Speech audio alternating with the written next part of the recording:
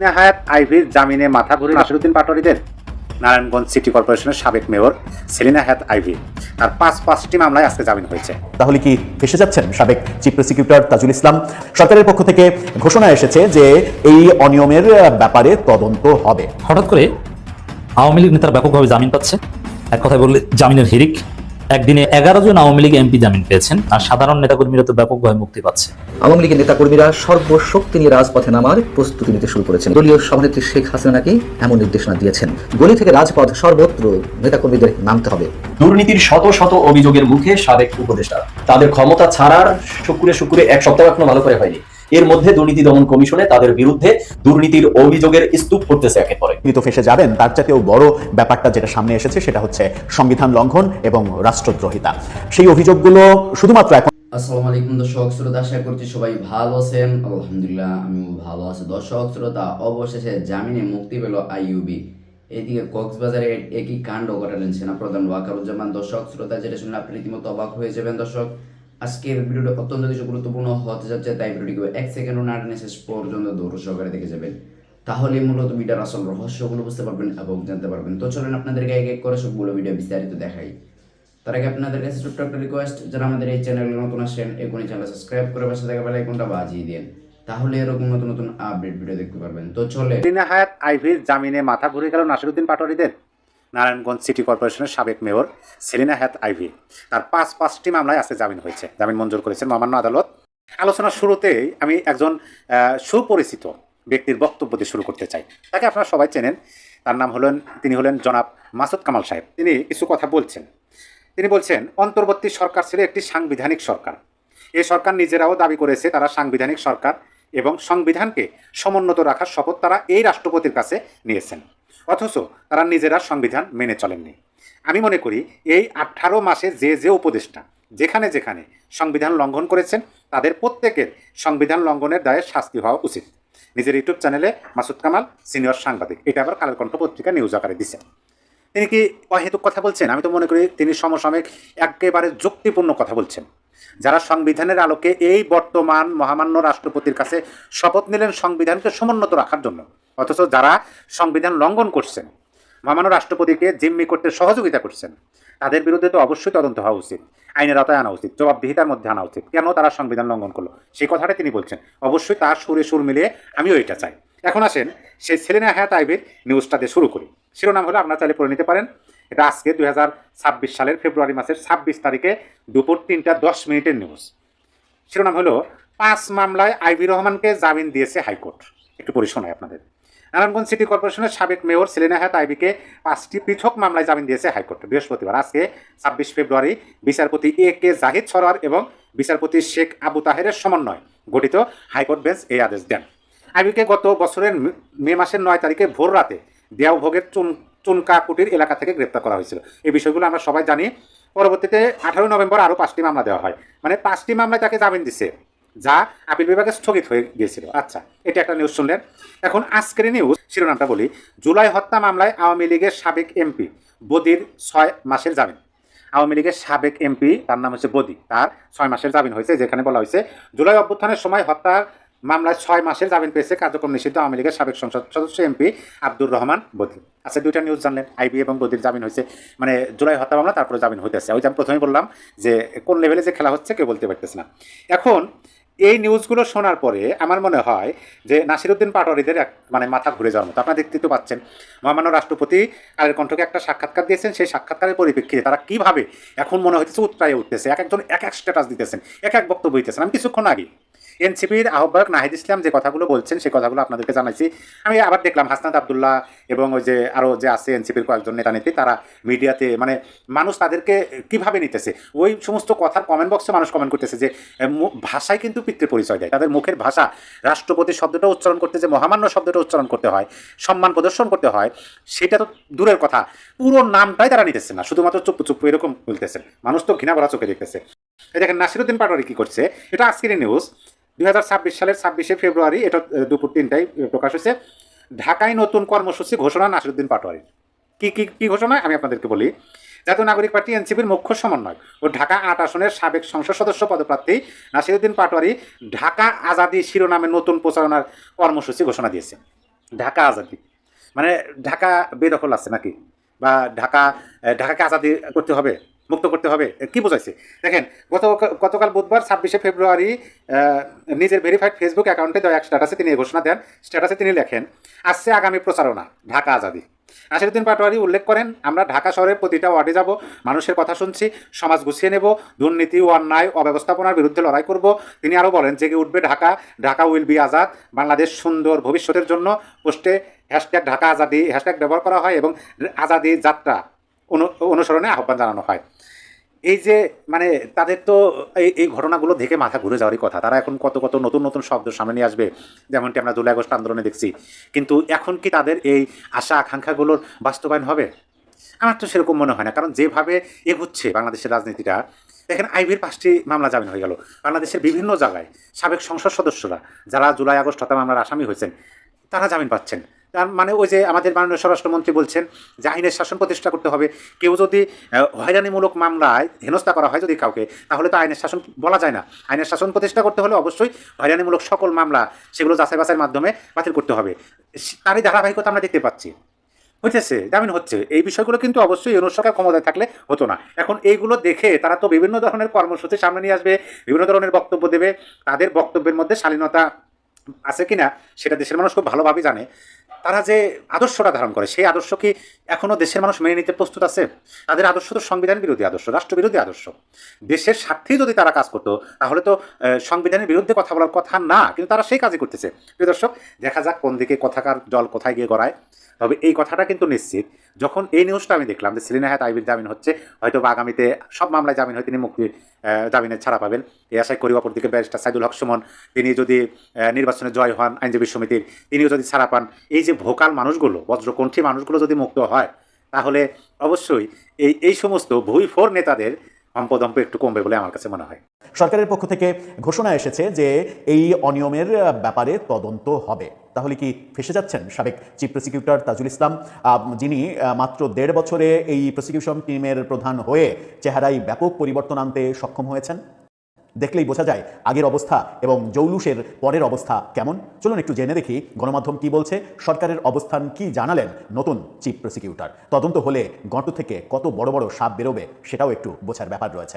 সাবেক আইজিপির যে রাজসাক্ষী হওয়ার ঘটনা, একই মামলায় শেখ হাসিনাকে মৃত্যুদণ্ড দেওয়া হলো, আসাদুজ্জামান খান কামালকে মৃত্যুদণ্ড দেওয়া হলো হুকুমের আসামি হিসেবে। অথচ মূল হুকুমটা যিনি দিয়েছিলেন বলে অভিযোগ চৌধুরী আব্দুল্লাহ আল মামুন, যিনি পুলিশের প্রধান। মানে প্রধান অপরাধ তো তারই হওয়ার কথা। যদি সেগুলো অপরাধ হয় তাহলে প্রধান অপরাধ তো পুলিশের প্রধান, কারণ পুলিশের বিরুদ্ধে অভিযোগ। তিনি তার বাহিনীকে বলেছেন গুলি করতে, তাই তারা গুলি করেছে। তার অর্ডার ছাড়া তো কেউ গুলি করেনি। সুতরাং তারই মানে প্রধান আসামি হওয়ার কথা। সাথে হুকুমের আসামি হতে পারে স্বরাষ্ট্রমন্ত্রী, প্রধানমন্ত্রী, যে তাদেরকে বলা হলো যে তারা আইজিপিকে হুকুম দিয়েছে বলে আইজিপি এই কাজ করেছে। ব্যাপারগুলো এরকম। কিন্তু সেই আইজিপিকেই রাজসাক্ষী বানিয়ে মৃত্যুদণ্ডের বদলে 5 বছরের কারাদণ্ড দেওয়ার যে ঘটনা, অর্থাৎ নামমাত্র সাজা, সেই ব্যাপারে অন্তত 1000 কোটি টাকার লেনদেন হয়েছে এই অভিযোগ যখন উঠেছে এবং তাজুল ইসলামের বিদায়ের পরে সেই অভিযোগ যখন আরও বেশি বড় আকারে হচ্ছে, তখন চ্যানেল 71 যেটা বলছে, দেখুন শিরোনামটা, সাবেক আইজিপিকে রাজসাক্ষী করতে ঘুষের অভিযোগ, তদন্তের ঘোষণা। অর্থাৎ ঘোষণা দিয়ে দেওয়া হয়েছে তদন্ত হবে এটার। মানবতা বিরোধী অপরাধে শেখ হাসিনার বিরুদ্ধে মামলায় সাবেক আইজিপি চৌধুরী আব্দুল্লাহ আল মামুনকে রাজসাক্ষী করতে প্রসিকিউশন টিমের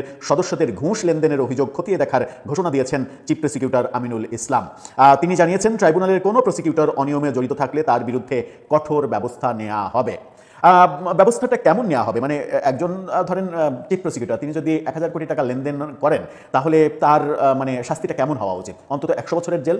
তো 100 বছরের জেল তো তার জীবদ্দশায় খাটার কোনো মানে ক্ষমতা নেই, কারণ এখন তার বয়স যদি হয় 50-55 বছর, আরও 100 বছর মানে তাকে 150-160 বছর বাঁচতে হবে। সেটা নিশ্চয়ই মানে একেবারেই মানে মিরাকেল ছাড়া সম্ভব নয়। সুতরাং এই অপরাধে কি তার মৃত্যুদণ্ডও হতে পারে? কি বলছে আইন? আমরা আইনের ছাত্র নই, আমরা আইন অতটা বুঝিও না। তবে অপরাধ প্রমাণিত হলে তিনি যে বড় ধরনের বিপদে পড়বেন তার সাঙ্গপাঙ্গ সহ সেটা খুব ভালোভাবে টের পাওয়া যাচ্ছে।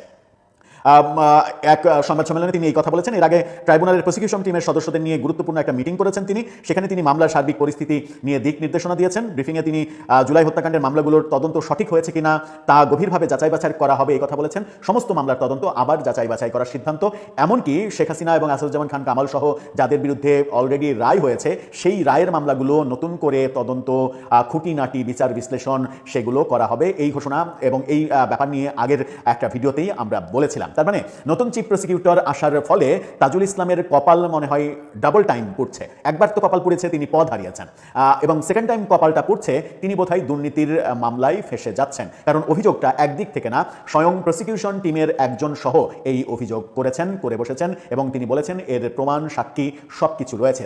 তাজুল ইসলাম তার টিমের একজন প্রসিকিউটরকে তার মানে এই লেনদেনের ব্যাপারে প্রধান ব্যক্তি হিসেবে ব্যবহার করেছিলেন, যাকে আমরা দেখেছি, তার নাম সম্ভবত তামিম, যাকে আমরা দেখেছি, যার বিরুদ্ধে অভিযোগ আসতে এবং যাকে আমরা বিভিন্ন সময় প্রেস ব্রিফ করতে দেখেছি এবং মুখপাত্র হিসেবে কাজ করতে দেখেছি প্রসিকিউশন টিমের। যারা আইনজীবী, যারা একটা বিচার নিশ্চিত করার জন্য দায়িত্বপ্রাপ্ত হয়েছেন রাষ্ট্রের পক্ষ থেকে, তাদের বিরুদ্ধে যদি এই ভয়াবহ অভিযোগ আসে, মাত্র 1.5 বছরের মধ্যে এত হাজার হাজার কোটি টাকার লেনদেনের অভিযোগ যদি চলে আসে, তাহলে আমরা জাতি হিসেবে কোথায় চলে গেছি। আর এই আন্তর্জাতিক অপরাধ ট্রাইব্যুনালের সমস্ত কার্যক্রম যে হাস্যকর ব্যাপারে পরিণত হয়ে যাবে, এটা বোধহয় বুঝতে কিংবা এটা ভাবতে কিংবা এটা প্রমাণ আকারে চলে যে আসবে, এটার জন্য আমার মনে হয় যে বড় ধরনের বিশেষজ্ঞ হওয়ার প্রয়োজন নেই। কি হতে চলেছে সাবেক প্রসিকিউটর এবং চিফ প্রসিকিউটর এবং প্রসিকিউশন টিমের অনেকের কপালে? দর্শক, আমাদের সাবেক প্রধান উপদেষ্টা প্রফেসর ইউনূসের বিরুদ্ধে যে অভিযোগগুলো এখন আসছে, দুদকে তো অভিযোগ গেছে হাজার হাজার কোটি টাকার নানা রকমের দুর্নীতি এবং নানা ধরনের কার্যকলাপের ফিরিস্তি দুদকে জমা হয়ে গেছে। তিনি সহ তার উপদেষ্টাদের প্রায় সবাই, 2-4 জন বাদ দিয়ে প্রায় সবার বিরুদ্ধে অভিযোগ এসেছে। সেই অভিযোগে তিনি তো ফেসে যাবেন। তার চাইতেও বড় ব্যাপারটা যেটা সামনে এসেছে সেটা হচ্ছে সংবিধান লঙ্ঘন এবং রাষ্ট্রদ্রোহিতা। সম্প্রতি মহামান্য রাষ্ট্রপতির কালের কণ্ঠে দেয়া যে সাক্ষাৎকার, সেই সাক্ষাৎকারের যে তথ্যগুলো বেরিয়ে এসেছে, সেই তথ্যগুলোই যথেষ্ট, যদি আর নাই, কারণ এগুলো একেবারে সত্য যে অভিযোগগুলো করেছেন, যেটা সংবিধান লঙ্ঘন এবং সংবিধান লঙ্ঘন মানেই রাষ্ট্রদ্রোহিতা। সেই অভিযোগগুলো শুধুমাত্র এখন আদালতে উপস্থাপনের ব্যাপার এবং আদালতে উপস্থাপন হলে সেটা সম্ভবত প্রমাণিত হয়ে যাবে। আর প্রমাণিত হয়ে গেলে প্রফেসর ইউনূসকে মৃত্যুদণ্ডের মুখোমুখি এমনকি হতে পারে। আগামী 7 মার্চ, 17 মার্চ এবং 26 মার্চ নাকি আওয়ামী লীগের নেতাকর্মীরা সর্বশক্তি নিয়ে রাজপথে নামার প্রস্তুতি নিতে শুরু করেছেন। এবং এই প্রস্তুতি কেন? দলীয় সভানেত্রী শেখ হাসিনা নাকি এমন নির্দেশনা দিয়েছেন। তিনি বলছেন যে ওই দিনগুলো যাবতীয় বাধা বিপত্তি উপেক্ষা করে গলি থেকে রাজপথ সর্বত্র নেতাকর্মীদের নামতে হবে। তিনি মঙ্গলবার আওয়ামী লীগের ওয়ার্কিং কমিটির বেশ কিছু শীর্ষস্থানীয় নেতার সঙ্গে যে ভার্চুয়ালি বৈঠক করেছেন, সেই বৈঠকে তিনি যে বক্তব্য দিয়েছেন তার আরও কিছু অংশ ভারতীয় কোনো গণমাধ্যমে এসেছে। এবং কেন এই 3 দিনকে বেছে নেওয়া? খুব স্বাভাবিকভাবে আমরা বুঝতে পারি যে 26 মার্চ আমাদের স্বাধীনতা দিবস, 7 মার্চ বঙ্গবন্ধুর যে ঐতিহাসিক ভাষণ রেসকোর্স ময়দান থেকে তৎকালীন সময়ে পূর্ব পাকিস্তানের সময় বাঙালি মুক্তির জন্য, স্বাধীনতা সংগ্রামের জন্য, এবং 17 মার্চ তো বঙ্গবন্ধুর জন্মবার্ষিকী। এই 3 দিনকে বেছে নেওয়ার যথেষ্ট কারণ রয়েছে, অনেকে মনে করেন যুক্তিসঙ্গত কারণ রয়েছে। শেখ হাসিনা ওই বৈঠকে যেটি বলছেন তা হচ্ছে যে আমি আশা করব বর্তমান সরকার আওয়ামী লীগের উপর থেকে নিষেধাজ্ঞা প্রত্যাহার করে নেবে, তারা সে পথে না হাঁটলে আমাদের কর্মসূচি নিতে হবে। আমাদের ধারণা ছিল যে এরই মধ্যে সম্ভবত কোনো এক ধরনের গ্রিন সিগন্যাল পেয়েছে, বা ভারতের কোনো গণমাধ্যম দাবি করছে যে গ্রিন সিগন্যাল পেয়েছে। এর বাইরে শেখ হাসিনা থেকে শুরু করে সজীব ওয়াজেদ জয়, তারা দুজনেই একাধিকবার আমাদের প্রধানমন্ত্রী তারেক রহমানের প্রতি আহ্বান জানিয়েছেন আওয়ামী লীগের রাজনৈতিক কর্মকাণ্ডের উপর যে নিষেধাজ্ঞা রয়েছে সেগুলো প্রত্যাহারের জন্য। তার মানে কি এখনও কোনো ধরনের সমঝোতা হয়নি? সমঝোতা হওয়ার কথা আমরা যেগুলো শুনে আসছিলাম, নাকি এগুলো এক ধরনের রাজনৈতিক কৌশল, যে সরাসরিভাবে না বলে, এবং যেহেতু বিএনপিও এক ধরনের চাপের মুখে রয়েছে থাকারই কথা, আওয়ামী লীগকে ফ্যাসিস্ট বলে অভিহিত করা হচ্ছে, সেই দলের রাজনৈতিক কার্যক্রম নিষিদ্ধ রয়েছে নির্বাহী আদেশে, তো ক্ষমতা এসেই সরাসরি এক কলমের খুঁচায় সেই নিষেধাজ্ঞা তুলে নেওয়া হবে, বা তুলে নিলে সেটি রিপার্কেশন কী ধরনের হয় অন্যান্য রাজনৈতিক দলের মধ্যে, সেগুলো নিশ্চয়ই ভাববার কথা বিএনপির। আমরা আসলে কোনোটাই নিশ্চিত নই। তবে 2 দলের শীর্ষ নেতাদের যে ধরনের বক্তব্য, যে ধরনের কথাবার্তা গত মাস 2-1 ধরে আমরা শুনছি, 2 দলের প্রতি নমনীয় আচরণ করছে, এক ধরনের শ্রদ্ধাবোধের জায়গা থেকে তারা বক্তব্যগুলো দিচ্ছে। তো হয়তো কৌশলের অংশ হিসেবে তারা এইভাবে কথাগুলো বলছে আওয়ামী লীগের নেতাকর্মীরা। সেখানে বলছেন যে কোনো দলের কার্যক্রমের উপর নিষেধাজ্ঞা বলবৎ থাকলেই সেই দলের কর্মীরা স্বাধীনতা দিবস সহ গুরুত্বপূর্ণ জাতীয় দিনগুলো উদযাপন করতে পারবে না, এরকম কোনো বিধিনিষেধ আরোপ করা যায় না। যেখানে জেলখানাতেও যারা দোষী সাব্যস্ত এবং বিচারাধীন বন্দীরা, তারাও স্বাধীনতা দিবস, বিজয় দিবস উদযাপন যদি করে থাকতে পারেন, তাহলে আওয়ামী লীগের নেতাকর্মীরা পারবেন না কেন? এই কথাটি খুবই যৌক্তিক। আমাদের স্বাধীনতা দিবস, বিজয় দিবস বা শহীদ দিবস, এগুলো তো আমাদের রাষ্ট্রীয় কর্মসূচি, আমাদের রাষ্ট্রীয় প্রোগ্রাম, আমাদের সামাজিক কর্মসূচিতে পরিণত হয়ে গেছে। এখানে দল মত দেখলে তো হবে না। যেমন এবার 21শে ফেব্রুয়ারিতে ফুল দিতে গিয়ে, শহীদ মিনারে পুষ্পস্তবক অর্পণ করতে গিয়ে অনেকেই বাধার সম্মুখীন হয়েছেন আওয়ামী লীগের নেতাকর্মীরা। এটা কোনো রাজনৈতিক কর্মকাণ্ড ছিল না, কেন এগুলো করতে হবে? আমরা দেখেছি ডক্টর ইউনূসের জঙ্গি শাসনের সময় তো একেবারে কেউ পথে নামতে পারেনি এইসব কর্মসূচিতে, কিন্তু সেই ধারা কেন এখন অব্যাহত থাকবে? খুব স্বাভাবিক প্রশ্ন। 17 মার্চ কিংবা 15 আগস্ট বঙ্গবন্ধুর জন্মবার্ষিকী বা মৃত্যুবার্ষিকীতে আমরা দেখেছি ডক্টর ইউনূসের জঙ্গি শাসনের সময় কী অবস্থা হয়েছে তার মধ্যে 32 নম্বরে। একেবারে বলতে গেলে বিরান ভূমি, সেখানে কেউ শ্রদ্ধা জানাতে গেছেন কোনো নস্টালজিক জায়গা থেকে, অন্তত ওই স্থানে গিয়ে দুটো ফুল নিবেদন করবেন কেউ, তাদেরকে মবের শিকার হতে হয়েছে, পুলিশ আটক করেছে, অনেক কিছু তো হয়েছে। এই কাজগুলো কেন এখনও চলবে? দলীয় মিটিং মিছিল বন্ধ থাকতেই পারে, যেহেতু এখনও পর্যন্ত নির্বাহী আদেশে সব ধরনের রাজনৈতিক কর্মকাণ্ড নিষিদ্ধ, কিন্তু এই সব জায়গায় কেন স্বৈরাচারী মনোবৃত্তির প্রকাশ ঘটবে? মঙ্গলবার শেখ হাসিনার নেতাদের উদ্দেশ্যে বলেছেন যে ওই দিনগুলো যেমন সর্বশক্তি দিয়ে সংগঠিত হয়ে উদযাপন করতে হবে জাতীয় কর্মসূচিগুলো, এবং গলি থেকে রাজপথ সর্বত্র স্বাধীনতা দিবসের বেদি বানিয়ে শ্রদ্ধা জ্ঞাপন করতে হবে, শ্রদ্ধা নিবেদন করতে হবে ধানমন্ডি 32-এ বঙ্গবন্ধুর বাড়ি এবং গোপালগঞ্জের টুঙ্গিপাড়ায় তার সমাধি ক্ষেত্রে। আওয়ামী লীগ নেতাদের অনেকেই দাবি করছেন যে তাদের দলীয় সভানেত্রী অনেক ভেবেচিন্তে একটা কৌশলী সিদ্ধান্ত নিয়েছেন এই 3 দিবসকে কেন্দ্র করে।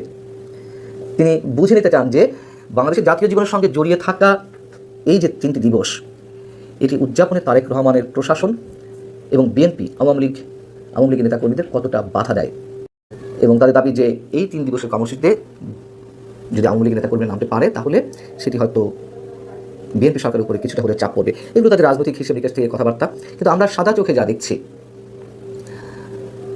যেখানে আমি বলছিলাম যে গত 2 মাস 2 দলের শীর্ষ নেতাদের যে বক্তব্য, যে আচরণ, তাতে অনেকখানি নমনীয়তা প্রকাশ পাচ্ছে, এবং বিএনপি শুরু থেকে বলে আসছে যে তারা কোনো রাজনৈতিক দলকে নিষিদ্ধ করার পক্ষে নয়, অথবা সজীবাজের জয় কিংবা সাইমা ওয়াজের পুতুল তারা দেশে এসে রাজনীতি করতে পারেন যদি দেশের মানুষ মেনে নেয়। তারেক রহমান এই ধরনের বক্তব্য দিয়েছেন আন্তর্জাতিক গণমাধ্যমের কাছে।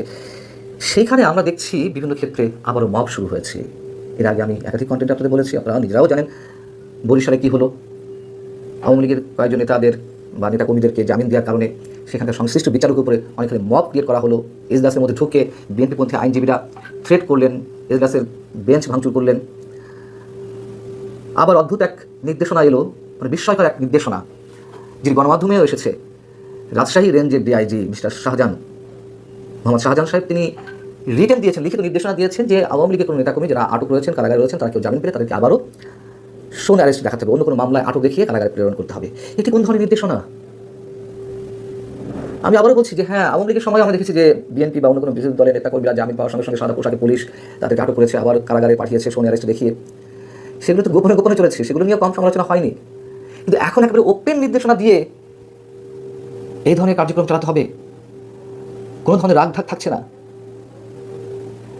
এই যদি অবস্থা হয় তাহলে আমরা যা সাদা চোখে দেখছি, যা বুঝতে পারছি, সবই কি ভুল? নাকি আমরা এই প্রশ্ন তুলব যারা এই কাজগুলো করছেন, যেমন বরিশালে বিএনপিপন্থী আইনজীবীরা যে কাজটি করলেন, অথবা এই যে রাজশাহী রেঞ্জের ডিআইজি মোহাম্মদ শাহজাহান তিনি যে নির্দেশনা দিলেন, এগুলো কোনো গুপ্ত সংগঠনের হয়ে কেউ ইচ্ছাকৃতভাবে এই কাজগুলো করছে কিনা বিএনপিকে বিপদে ফেলার জন্য?